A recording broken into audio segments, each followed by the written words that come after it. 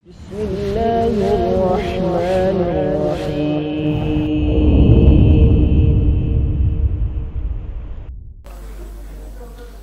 إن الحمد لله نحمده ونستعينه ونستغفره ونعوذ بالله من شرور أنفسنا ومن سيئات أعمالنا من يهده الله فلا مضل له ومن يضلل فلا هادي له وأشهد أن لا إله إلا الله وحده لا شريك له وأشهد أن محمدا عبده ورسوله صلى الله عليه وعلى آله وصحبه أجمعين وسلم تسليما كثيرا أما بعد. Jemaah sekalian rahimani Allah wa iyyakum. Alhamdulillah, kita bersyukur kepada Allah Subhanahu wa taala atas nikmat kehidupan yang Allah berikan kepada kita. Dan untuk mensyukuri nikmat tersebut, tentunya kita harus melakukan atau kita memiliki 3 hal, yaitu meyakini bahwa nikmat ini milik Allah. Itu poin pertama.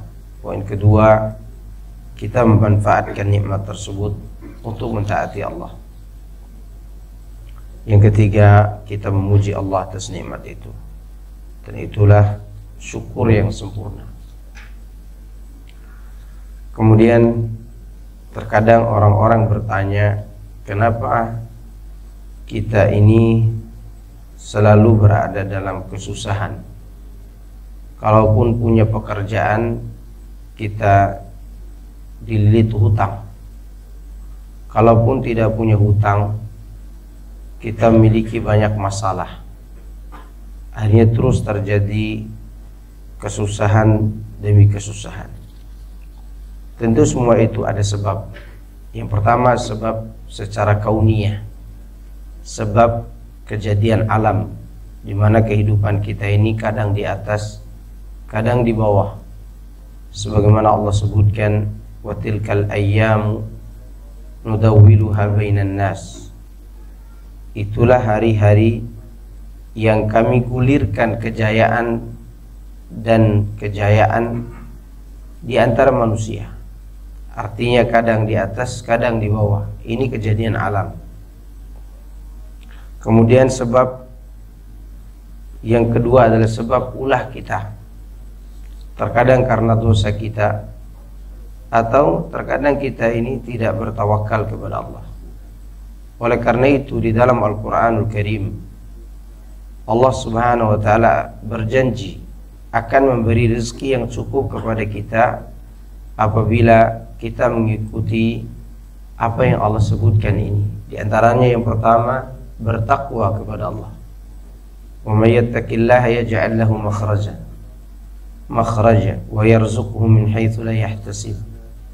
Barang siapa yang bertakwa kepada Allah, maka Allah akan berikan jalan keluar dari kesulitan hidupnya, dan Allah akan memberi rezeki kepadanya dari arah yang tidak disangka-sangkanya. Itu poin pertama. Poin kedua yang harus kita ikuti adalah bertawakal. Sebagaimana Allah katakan, wa may yatawakkal 'ala Allah fa huwa hasbuh. Barang siapa yang bertawakal kepada Allah, maka Allah akan berikan kecukupan baginya. Yang ketiga, menjaga salat. Karena orang yang menjaga salat itu pasti diberikan oleh Allah rezeki. Kemudian yang ketiga, kemudian yang keempat, yaitu bersenantiasa berinfak. Wa ma anfaqtu min syai'in fa huwa yukhlifuh. Barang siapa yang menginfakkan sesuatu, pasti Allah Subhanahu wa ta'ala akan mengganti infaknya tersebut. Ini janji dari Allah Subhanahu wa ta'ala. Kemudian yang kelima, memperbanyak mohon ampun kepada Allah, beristighfar. Sebagaimana kata Nabi Nuh alaihissalam yang Allah ceritakan dalam kisah Nabi Nuh, faqultu astaghfiru rabbakum innahu kana ghaffara yursilis samaa'a 'alaikum midrara wa yumdidukum bi amwalin wa banin wa yaj'al lakum jannati wa yaj'al lakum anhara. Yang kelima, Allah katakan, dan Nuh berkata, mintalah ampun kepada Rabbmu, sungguhnya Dia Maha Pengampun. Niscaya Dia akan mengirimkan keberkahan dari langit, dan Allah keluarkan bagi kalian rezeki, dan juga Allah menciptakan, memberikan kepada kalian anak yang banyak dan juga harta yang banyak. Dan Allah akan menjadikan kalian, dan Allah akan menjadikan bagi kalian yaitu sungai-sungai dan kebun-kebun. Ini janji Allah bagi mereka yang suka beristighfar. Kemudian yang keenam, yaitu berusaha semampu yang kita miliki, sebagaimana Allah contohkan dalam kisah Maryam alaihissalam, di mana Maryam ketika hamil tua, dia butuh air dan dia butuh makanan pada saat itu. Dia senderkan badannya di kurma dan tak mungkin dia di pohon kurma, dan tak mungkin dia bisa menaik pohon kurma itu, apalagi menggoyangkannya. Allah berikan rezeki yang tidak perlu diusaha, yaitu Allah buat sungai kecil di bawahnya. Kemudian dia disuruh usaha agar mendapat makanan, yaitu menggoyangkan pohon kurma, dan dia tidak sanggup kecuali memegangnya saja. Maka ketika dia memegangnya, maka jatuhlah kurma-kurma yang segar. Demikianlah Allah memberitahukan kepada kita cara mencari rezeki dan kecukupan hidup. Namun kita ini senantiasa menjauhi Allah, itu masalah kita. Masalah kita itu menjauhi Allah, menjauhi perintahnya, itu yang buat kita semakin sengsara. Bahkan bergelimang harta pun kita sengsara. Berapa banyak orang bunuh diri padahal dia kaya raya. Berapa banyak orang stres padahal dia banyak uang. Itu semua karena kurangnya kedekatan diri kepada Allah Subhanahu wa ta'ala. Maka sekali lagi, tidak ada jalan untuk mengantarkan kita kepada kebahagiaan kecuali mengikuti apa yang Allah dan Rasulnya sallallahu alaihi wasallam ajarkan kepada kita, baik urusan agama maupun urusan dunia. Baik, kita akan masuki surat Ad-Duha, ya. Surat ini dinamakan dengan Ad-Duha, artinya waktu matahari sedang naik, itu namanya duha, sampai matahari menjelang zuhur, itu waktu duha. A'udzu billahi minasy syaithanir rajim. Bismillahirrahmanirrahim. Wadduha wal-laili idza saja. Ma wadda'aka rabbuka wa ma qala. Walal akhiratu khairul laka minal ula. وَلَسَوْفَ يُعْطِيكَ رَبُّكَ فَتَرْضَى أَلَمْ يَجِدْكَ يَتِيمًا فَآوَى وَوَجَدَكَ ضَالًّا فَهَدَى وَوَجَدَكَ عَائِلًا فَأَغْنَى فأما اليتيم فلا تقهر وأما السائل فلا تنهر وأما بنعمة ربك فحدث. Yang artinya, demi waktu matahari sepenggalahan naik, dan demi malam apabila telah sunyi, Rabbmu tidak meninggalkanmu dan tiada pula benci kepadamu. Dan sesungguhnya akhir itu lebih baik bagimu daripada permulaan. Dan kelak pasti Rabbmu memberikan karunia-Nya kepadamu, lalu hati kamu menjadi puas. bukankah dia mendapatimu sebagai seorang anak yatim, lalu dia melindungimu, dan dia mendapatimu sebagai seorang yang sedang bingung, lalu dia memberikan petunjuk, dan dia mendapatimu sebagai seorang yang kekurangan, lalu dia memberikan kecukupan. Adapun terhadap anak yatim, maka janganlah kamu berlaku sewenang-wenang, dan terhadap orang yang meminta-minta, maka janganlah kamu menghardiknya, dan terhadap nikmat Rabbmu, maka hendaklah kamu menyebut-nyebutnya dengan bersyukur. Imam Ahmad meriwayatkan dari Abu Nuaim, Sufyan memberitahu kepada Aswad bin Qais. Aswad bin Qais berkata, aku pernah mendengar Jundub bin Junadah berkata, radhiyallahu anhu, Nabi SAW pernah menderita sakit sehingga beliau tidak bangun, baik dalam satu malam maupun 2 malam. Kemudian seorang perempuan datang seraya berkata, wahai Muhammad, aku tidak melihat syaitanmu, melainkan dia telah meninggalkanmu.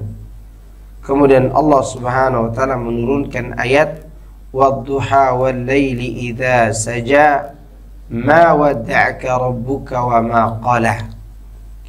Demi waktu duha dan demi malam apabila telah sunyi, Rabbmu tidak meninggalkanmu dan tidak pula benci kepadamu. Jadi ayat ini sebagai jawaban atas hinaan seorang wanita kafir, di mana wanita itu menganggap bahwa Allah Subhanahu wa taala itu adalah syaitannya Muhammad. Dia menganggap bahwa selama ini Muhammad itu menyembah syaitan. Kemudian Allah Subhanahu wa taala menurunkan ayat ini. Dan kejadian ini terjadi di Mekah, bukan terjadi di Madinah. Yang demikian itu merupakan sumpah Allah dengan waktu duha dan juga cahaya yang dipancarkan pada waktu itu. Makanya Allah katakan wadduha wal laili wadduha. Kemudian Allah bersumpah dengan malam, wal laili idza saja, dan demi malam apabila telah sunyi, yakni menjadi tenang lalu digelapkan malam itu. Demikian yang dikemukakan oleh Mujahid, Qatadah, Ad-Dhahhak dan yang lainnya. Dan hal itu menjadi dalil nyata yang menunjukkan kekuasaan Sang Pencipta. Jadi malam itu kalau telah datang, dia akan mendatangkan kegelapan yang membuat manusia itu tenang. Waktu di mana manusia beristirahat. Maka merugi orang tidak bisa beristirahat di waktu malam. Karena malam itu disebut dengan saja karena gelapnya dan memberikan ketenangan dalam waktu istirahat. Maka kalau kita cari nafkah jangan terlalu menghabiskan waktu sampai malam hari pun tidak tidur. Dan rugi kita untuk mendapatkan nikmat ini, rugi. Berapa banyak orang yang meluangkan semua waktunya untuk kerja, siang dan malam dia kerja bahkan lembur, kemudian dia tidak bisa menjaga ketenangan dirinya. Dan tentunya orang seperti ini rugi. Sebagaimana Allah sebutkan ini, bahwa malam adalah waktu untuk menenangkan diri. Setelah Allah bersumpah, Allah memberitahukan jawaban sumpah itu. Ma wadda'aka rabbuk, Rabbmu tidak meninggalkanmu, yakni tidak membiarkanmu terlantar. Wa ma qala, dan dia tidak pula benci kepadamu. Ini menunjukkan bahwa seorang yang dibenci oleh manusia ketika dia menyampaikan kebenaran, lalu dia diuji dengan kebencian manusia tadi, orang ini belum tentu dibenci oleh Allah. Allah membiarkan dia dalam keadaan diuji itu bukan berarti Allah benci kepadanya. Justru begitulah cara Allah menguji hambanya agar hamba itu mendapatkan cinta dari Allah Subhanahu wa ta'ala. Kemudian Allah memberitahukan walal akhiratu khairul laka minal ula, dan sungguhnya akhirat itu lebih baik bagimu daripada kehidupan dunia ini. Maksudnya adalah alam akhirat itu lebih baik bagimu daripada alam dunia. Oleh karena itu Rasulullah SAW sebagai orang yang paling zuhud di dunia ini, sekaligus orang yang paling bijaksana menyikapi dunia, dan itu sudah dikenal di dalam sirah atau sejarah beliau. Nabi SAW adalah orang yang paling zuhud, paling tidak membutuhkan urusan dunia kecuali sekedarnya saja yang dia butuhkan. Bukan berarti Rasulullah SAW meninggalkan dunia, tidak. Beliau tidak meninggalkannya sama sekali, tapi beliau bijaksana dalam menyikapinya. Dan ketika diajukan pilihan kepada beliau di akhir hayatnya antara tetap hidup di dunia sampai berakhir dan kemudian mendapatkan surga atau menghadap Allah, maka beliau memilih apa yang ada di sisi Allah daripada dunia yang hina ini. Disebutkan oleh Imam Ahmad dari Abdullah bin Mas'ud, dia berkata, Rasulullah SAW pernah berbaring di atas tikar sehingga menimbulkan bekas pada lambungnya. Pada saat beliau bangun, aku mengusap lambung beliau dan kukatakan, wahai Rasulullah, perkenankanlah kami untuk membentangkan suatu di atas tikar tersebut untukmu. Maksudnya sesuatu yang lembut, sesuatu yang empuk. Maka Rasulullah SAW mengatakan, mali wali dunya innama mathali wa mathalu dunya karakibin dhalla tahta syajaratin thumma raha wa tarakaha. Aku tidak mempunyai kepentingan terhadap dunia ini. Perumpamaanku dengan dunia ini tidak lain hanyalah seperti orang yang sedang berkendaraan yang berteduh di bawah pohon, kemudian pergi dan meninggalkan pohon itu. Itulah permisalan yang diberitahukan Rasulullah SAW kepada sahabat ini. Bahkan bukan hanya Abdullah bin Mas'ud yang menawarkan hal itu, Umar bin Khattab pun menawarkan hal yang sama. Karena mereka melihat sosok pemimpin mereka tidur dengan tikar, dan kalau beliau bangun, tubuh beliau itu di tubuh beliau itu ada bekas tikar tadi. Maka mereka mengusap tubuh itu dan berharap agar bisa membelikan sesuatu yang empuk bagi Nabi SAW. Bukan berarti ini tidak boleh kita miliki, silakan. Tapi jangan sampai tertipu. Jangan sampai tertipu dengan semua itu. Ya. Allah mengatakan setelah itu, wala sawfa yu'tika rabbuka fatardha, dan kelak pasti Rabbmu memberikan karunia-Nya kepadamu, lalu hatimu merasa puas, ridha. Yakni di alam akhirat kelak Allah akan memberikan sesuatu yang membuat engkau ridha. Dia akan memberikan karunia kepada beliau sallallahu alaihi wasallam sehingga Allah meridhoinya untuk memberi syafaat kepada umatnya dan menerima apa yang telah disediakan untuk beliau berupa kemuliaan. Dan kemuliaan yang paling besar yang Allah janjikan kepada Nabi sallallahu alaihi wasallam adalah beliau diberikan maqamum mahmudah. Maqamam mahmudah. Kemudian diberikan juga telaga Al-Kautsar yang tidak diberikan kepada nabi manapun. Kemudian diberikan juga kenikmatan untuk mengetuk pintu surga. Karena tidak boleh manusia masuk surga sebelum Nabi SAW mengetuk pintu itu. Dan itu tidak ada yang mendapatkannya kecuali Rasulullah SAW. Adapun maqamam mahmudah adalah syafaatul kubra. Di saat di padang mahsyar manusia kebingungan apakah mereka akan masuk surga atau masuk neraka, mereka semua bingung. Ya.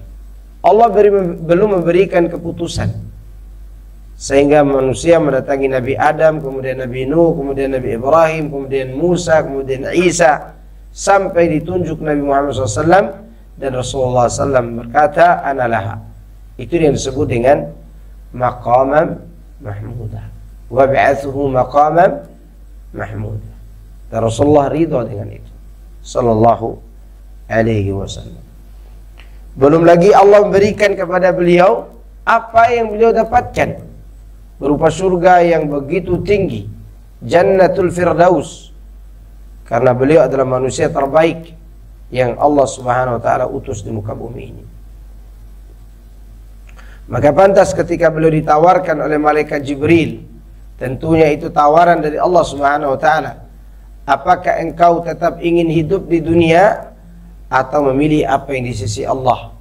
Dia katakan, Ar-Rafiqul A'la, aku mau bersama saudara-saudaraku yang ada di tempat yang tinggi. Artinya mengharapkan apa yang ada di sisi Allah Subhanahu wa taala. Maka Allah pun memberi beliau surga 1 juta istana. Di dalam surga beliau itu ada 1 juta istana. Di setiap istana terdapat istri-istri dan juga pelayan. Demikian yang diriwayatkan oleh Ibnu Jarir dan Ibnu Abi Hatim dari jalannya. Dan ini adalah sanad yang sahih kepada Ibnu Abbas. Dan perumpamaan ini tidak diungkapkan melainkan sebagai penghentian. Artinya ini ungkapan kias aulawiyah. Artinya berjuta-juta istana yang beliau dapatkan. Berjuta-juta istana, bahkan lebih dari itu didapatkan Rasulullah sallallahu alaihi wasallam. Di antara bentuk kepuasan Nabi Muhammad SAW adalah tidak adanya seorang pun dari keluarganya yang masuk neraka. Satu pun dari keluarga beliau tidak ada yang masuk neraka. Maksudnya keluarga beliau yang hidup di zamannya, istri dan anak-anaknya. Adapun orang-orang yang mengaku sebagai keturunan Nabi SAW setelah itu, ya kalau mereka tidak bertakwa kepada Allah, mereka tidak dijamin masuk surga. Tidak dijamin masuk surga. Sebagaimana diriwayatkan bahwa Musa Al-Kadhim, dan Musa Al-Kadhim ini adalah Ahlus Sunnah wal Jamaah dari cucu Husain, dari cucunya Husain. Cucu-cucu-cucunya di bawah. Kalau salah cucu yang ke-6 ke bawah. Dan Musa Al-Kadhim ini memiliki keturunan anak yang pertama yaitu Ja'far bin Abi Thalib, Ja'far As-Sadiq memiliki 2 anak. Yang pertama Musa Al-Kadhim, yang pertama Ismail, yang kedua Musa Al-Kadhim. Ismail ini memiliki keyakinan yang menyimpang, padahal dia keturunan Ja'far As-Sadiq. Ja'far As-Sadiq ini seorang Ahlus Sunnah yang diklaim oleh orang Syiah sebagai imam mereka. Ya, Ja'far As-Sadiq punya anak namanya Ismail, dan Ismail inilah yang menjadi patokan Syiah Ismailiyah. Sedangkan Musa Al-Kadhim dia seorang anak dari kalangan Sunni, anaknya Ja'far As-Sadiq rahimahumullah jami'. Jadi yang dimaksud yang tidak ada keluarga Nabi masuk neraka di sini adalah istri-istri beliau dan anak-anak beliau yang ada pada zaman beliau serta cucunya Hasan dan Husain, dan juga orang-orang yang mengikuti mereka dalam kebenaran. Ya. Adapun yang kita lihat sekarang, banyak sekali orang mengaku diri sebagai cucu Rasul dan menipu kita dengan ini, menipu kita dengan bahasa ini. Rasulullah SAW berkata kepada Fatimah, seandainya Fatimah mencuri, maka aku potong tangannya. Ya. Maka oleh karena itu Allah hadiahkan kepada beliau anak-anaknya. Tidak ada yang berbuat maksiat yang menyebabkan mereka masuk neraka. Itu yang menyenangkan Rasulullah sallallahu alaihi wasallam. Sedangkan zaman sekarang, hati-hati kita. Jangan sampai kita didoktrin dengan kalimat ini oleh mereka yang mengaku diri sebagai keturunan Rasul. Bahkan salah seorang orang Arab Bima, saya ini orang Bima, tinggal di daerah Parung sana, dan dia keturunan bin Sef. Karena mancung hidungnya, dia dapat sanad dari mana?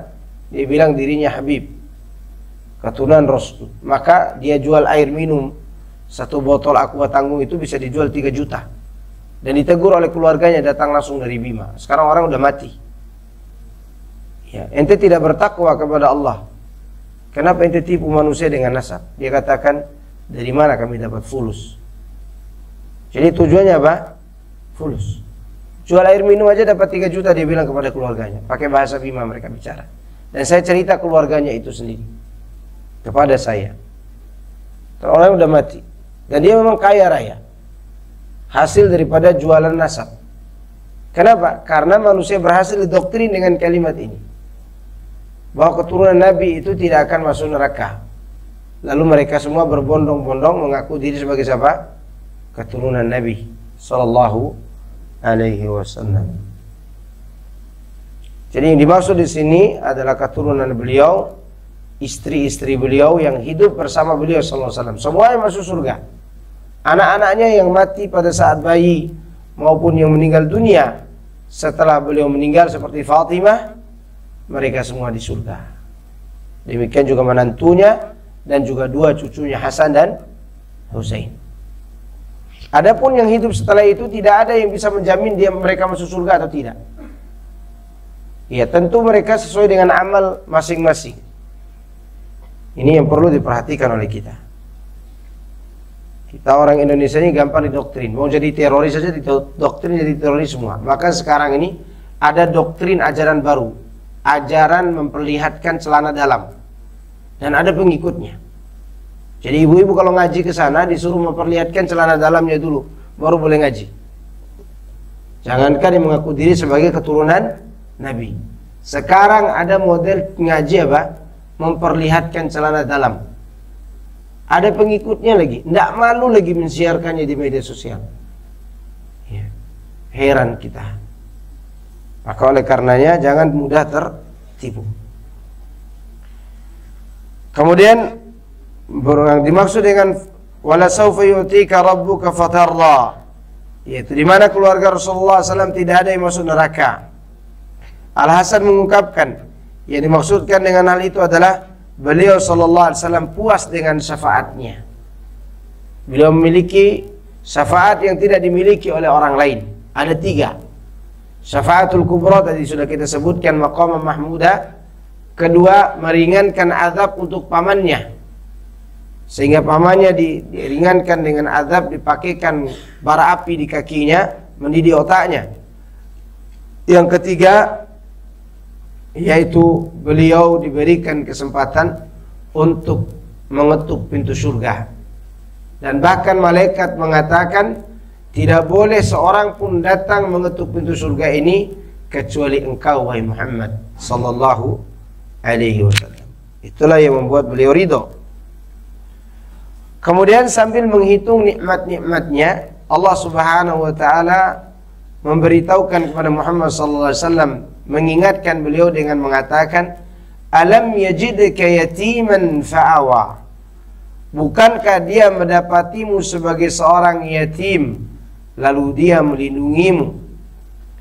Yang demikian itu ayahnya telah wafat ketika beliau masih dalam kandungan ibunya. Ada juga yang menyebutkan setelah beliau lahir, ibunya Aminah binti Wahab pun wafat. Ketika itu beliau masih usia 6 tahun. Jadi Rasulullah SAW ketika berusia 6 bulan di perut ibunya, ayahnya meninggal.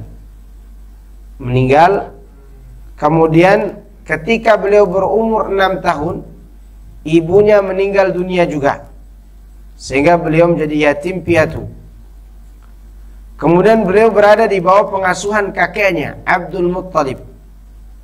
Lalu Abdul Muttalib meninggal dunia pada saat beliau berumur 8 tahun. Di saat itu yang memelihara beliau adalah Abu Talib.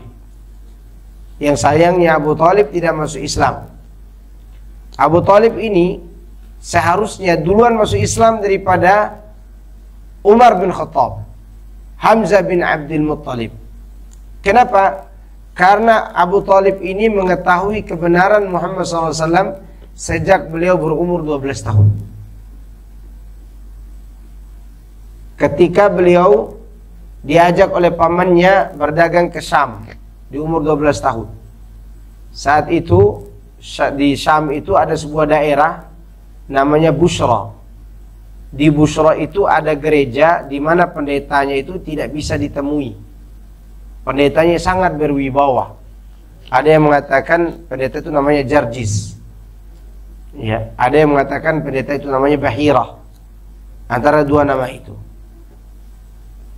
Di saat rombongan Abu Thalib datang, pendeta ini melihat kejadian alam yang begitu menakjubkan. Awan mengikuti rombongan Abu Thalib. Dia melihat dari kejauhan batu-batu merunduk rukuk di hadapan rombongan ini. Tapi Abu Thalib tidak perhatikan. Kayu yang berdiri tegak menjadi bungkuk begini, menghormati orang yang lewat. Ternyata di tengah-tengah rombongan Abu Thalib itu ada sosok seorang anak yang berumur 12 tahun, yaitu Muhammad sallallahu alaihi wasallam.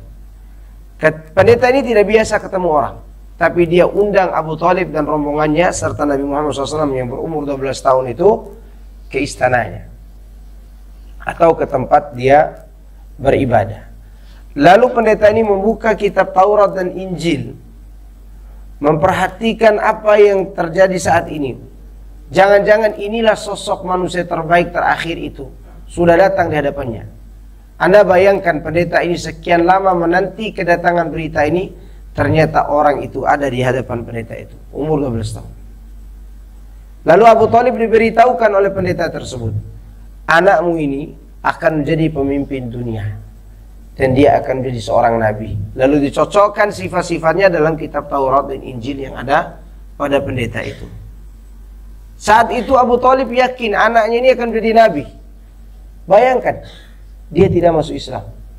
Jadi yang duluan tahu tentang kebenaran Muhammad SAW ini adalah Abu Thalib, bukan kita. Bukan kita. Bukan Salman Al-Farisi, bukan Umar bin Khattab, bukan Ali bin Abi Thalib, bukan Khadijah binti Khuwailid, bukan. Yang pertama kali meyakini dia ini akan menjadi nabi adalah Abu Thalib. Tapi keyakinan itu tidaklah cukup sampai dia mengucapkan 2 kalimat syahadat pada saatnya nanti. Lihat bagaimana Abu Thalib ketika mendapatkan berita itu, Muhammad SAW dipulangkan kembali ke kota Mekah pada saat itu.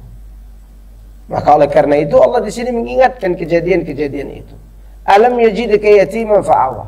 Beliau dibina oleh Abu Thalib. Kemudian Abu Thalib pun terus mendukungnya.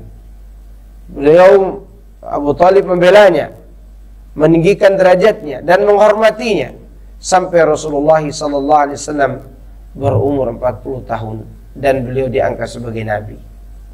Bahkan setelah beliau diangkat sebagai nabi pun Abu Thalib sempat mengatakan, andai kata aku tidak takut dicela oleh kaumku, maka aku akan berada di posisi agamamu wahai Muhammad. Jadi apa yang buat Abu Thalib ini tidak masuk Islam?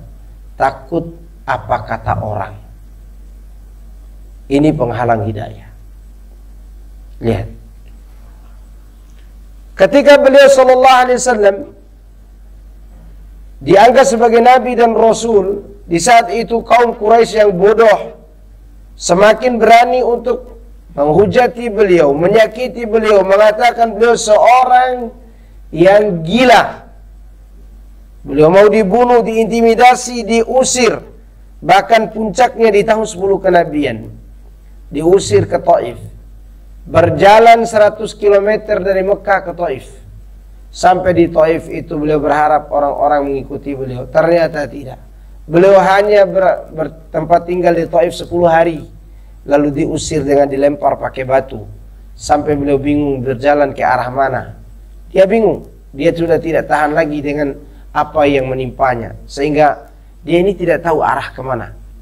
Bahkan beliau waktu itu duduk di bawah pohon anggur milik musuh bebuyutannya, Syaibah, Rabi'ah bin Abi Syaibah, dan adik kandungnya atau saudara kandungnya. Di saat itu Rasulullah SAW mengeluh kepada Allah Subhanahu wa Ta'ala dengan mengatakan, Allahumma ilaika ashku dha'fa quwwati wa qillata hilati wa hawani 'ala an-nas ya arhamar rahimin anta rabbi wa rabbul mustada'afin. Wahai Allah Subhanahu wa Ta'ala, aku serahkan segala keluh kesahku kepadamu dan ketidakberdayaanku, dan juga hinanya aku di mata manusia.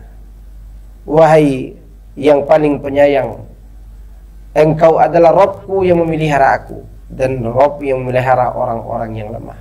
Beliau terus berdoa kepada Allah sampai datang kabar gembira bahwa beliau ketika ditolak oleh orang banyak, ternyata ada sekelompok jin yang mau mendengarkan dakwah beliau di saat beliau ditolak. Kemudian setelah kejadian itu beliau singkat cerita kembali ke Mekah. Di Mekah pun beliau tetap diintimidasi, mau dibunuh, mau diusir.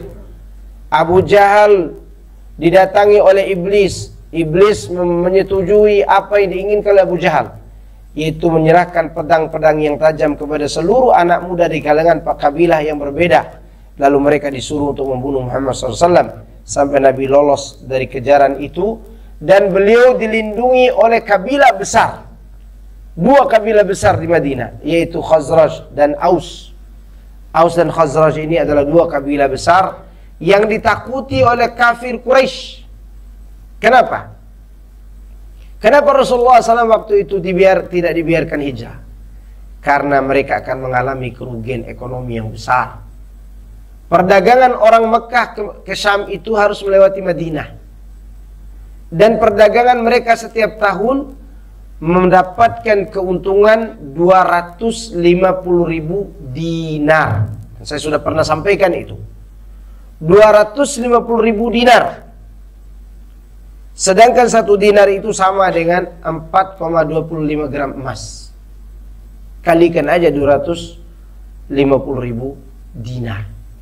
Sebanyak apa ekonomi yang akan hancur ketika Rasulullah dilindungi oleh orang Madinah. Betul, Nabi dilindungi.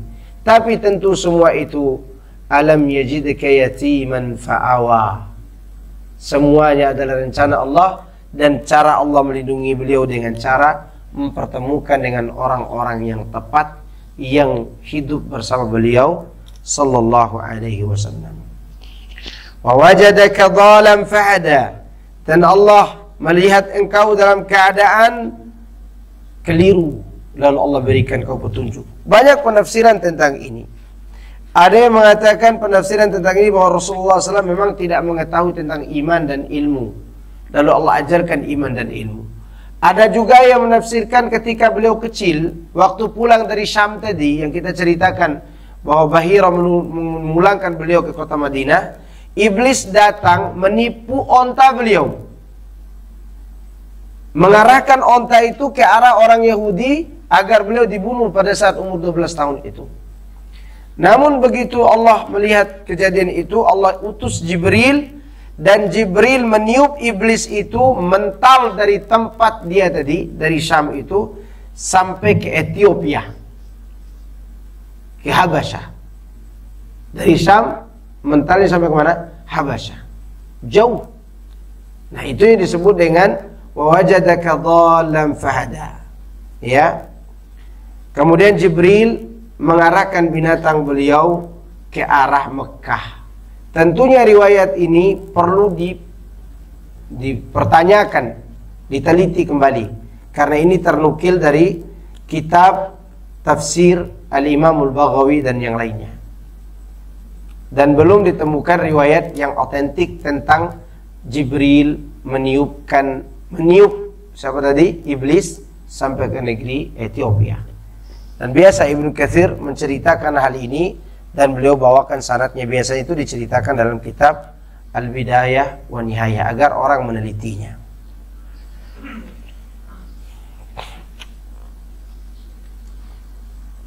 Kemudian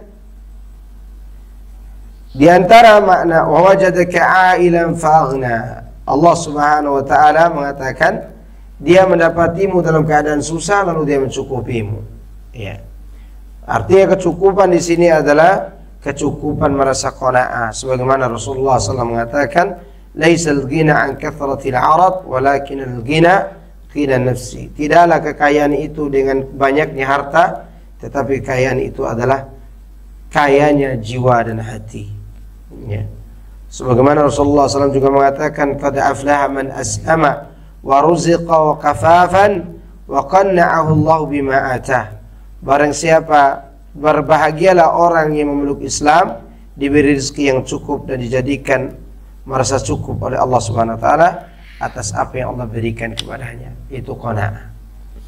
Kemudian beliau mengingatkan tentang anak yatim, jangan bersikap sewenang-wenang terhadap anak yatim.